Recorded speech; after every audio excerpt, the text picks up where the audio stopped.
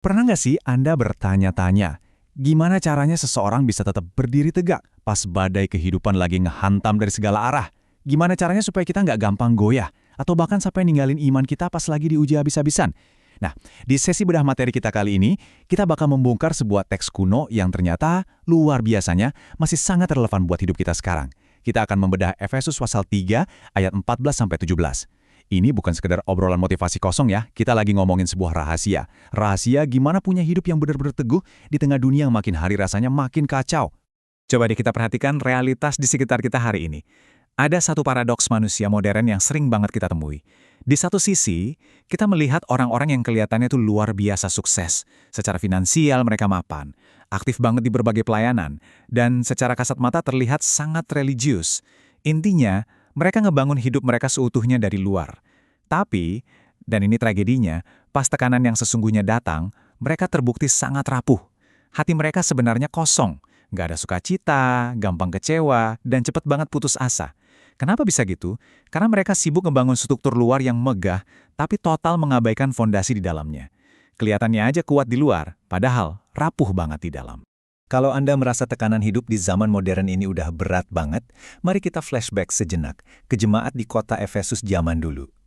Efesus ini bukan kota kecil ya, ini kota metropolitan kuno yang masif dan tantangannya benar-benar gila. Penyembahan berhala ada di mana-mana, gaya hidupnya super sekuler, godaan dosanya begitu kuat, dan tekanan budaya terhadap orang beriman itu intensitasnya luar biasa. Makanya Rasul Paulus di suratnya sampai ngehabisin pasal 1-3 cuma buat ngingetin mereka soal kasih karunia Allah. Kenapa? Karena Paulus paham betul. Sekedar tahu doktrin atau sekedar rajin beribadah secara lahiriah, itu nggak akan pernah cukup buat survive di tengah lingkungan rohani yang segelap itu. Jadi, melihat betapa nyatanya kelemahan internal kita, ditambah lagi dengan gempuran tekanan eksternal yang begitu dahsyat, kita sampai pada satu pertanyaan sentral yang harus banget kita jawab. Apa sih sebenarnya rahasia hidup yang teguh itu? Kita masuk ke bagian pertama, Kristus harus menetap. Ini adalah syarat paling mutlak untuk mendapatkan stabilitas rohani. Keteguhan yang sejati itu nggak lahir cuma dari seberapa kuat tekad self-help atau motivasi psikologis kita, bukan. Keteguhan itu datang dari sebuah mekanika rohani yang sangat spesifik. Di teks aslinya, kata yang dipakai Rasul Paulus untuk menjelaskan Kristus diam atau tinggal di dalam hati kita adalah katoikeo. Definisinya benar-benar kuat, artinya tinggal menetap dan berkuasa secara permanen. Ini bukan gambaran seseorang yang sekedar numpang lewat atau cuma jadi tamu weekend doang. Paulus berdoa supaya Kristus menuntut hak penuhnya sebagai penguasa permanen atas seluruh hidup kita.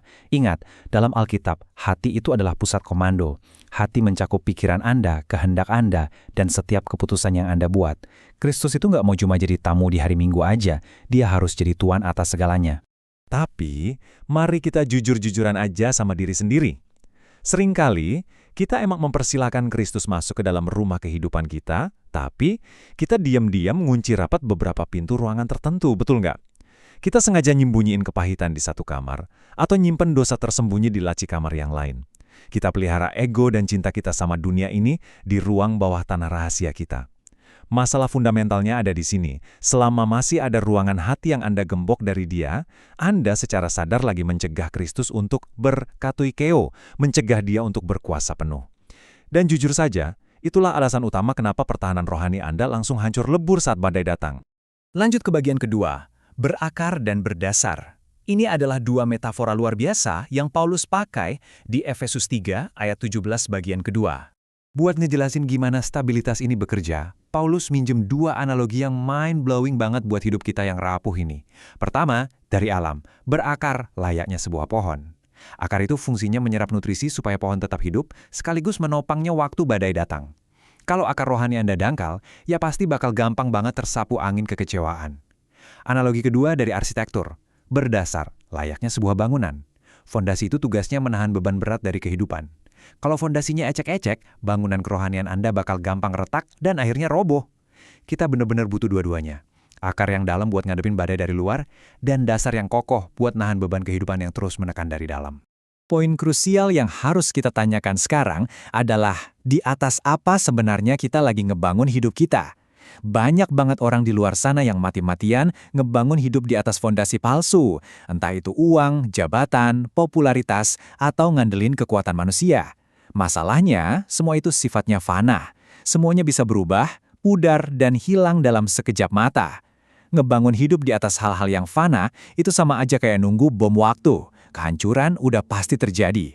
Sebaliknya, satu-satunya fondasi sejati yang mutlak dan nggak akan pernah terguncang oleh krisis macam apapun adalah kasih Kristus. Kasihnya itu konstan. Kasih itu nggak akan goyah cuma karena ada krisis ekonomi, penyakit parah, atau bahkan pengkhianatan dari orang terdekat sekalipun. Terus gimana sih cara kerjanya fondasi ini secara praktis di keseharian kita? Nah, disinilah kita melihat kuasa dari kasih Kristus. Punya hidup yang berakar dan berdasar di dalam kasihnya, itu bukan berarti tiba-tiba hidup Anda bakal mulus, bebas dari rasa sakit, atau nggak pernah kena badai. Sama sekali tidak. Justru, kasihnya itu yang akan menguatkan Anda tepat di saat Anda sedang terluka parah. Kasih itu ngasih napas pengharapan waktu Anda lagi jatuh terpuruk. Dan yang paling ajaib, kasih itu memampukan Anda buat ngampunin orang yang udah ngelukain Anda, tanpa bikin Anda jadi orang yang pahit. Kasih inilah yang bikin Anda bisa tetap setia, biarpun dunia di sekeliling Anda lagi hancur berantakan. Anda mungkin merasa retak, tapi percayalah, Anda nggak akan pernah sampai hancur lebur. Dan ini membawa kita ke bagian ketiga, rahasia hidup yang teguh. Gimana caranya menghidupi realitas yang tak terguncangkan ini setiap hari? Mari kita tarik teologi yang dalam ini ke realitas kehidupan kita sehari-hari. Hati yang udah dikuasai penuh oleh Kristus, yang benar-benar mengalami katoikeo tadi, otomatis bakal meluber dan kelihatan dari tindakan nyata kita. Pertama, kasih itu bakal terpancar di tengah keluarga Anda, ngebawa kesabaran ekstra. Kedua, kasih itu bakal ngembaliin sukacita yang murni dalam pelayanan Anda, bukan sekedar rutinitas. Ketiga, kasih itu bakal ngontrol omongan Anda, supaya kata-kata yang keluar selalu ngebangun orang lain. Dan keempat, ini nih bukti paling valid dari keteguhan sejati. Anda jadi mampu nunjukin kasih, bahkan ke mereka yang udah ngelukain Anda dalam banget.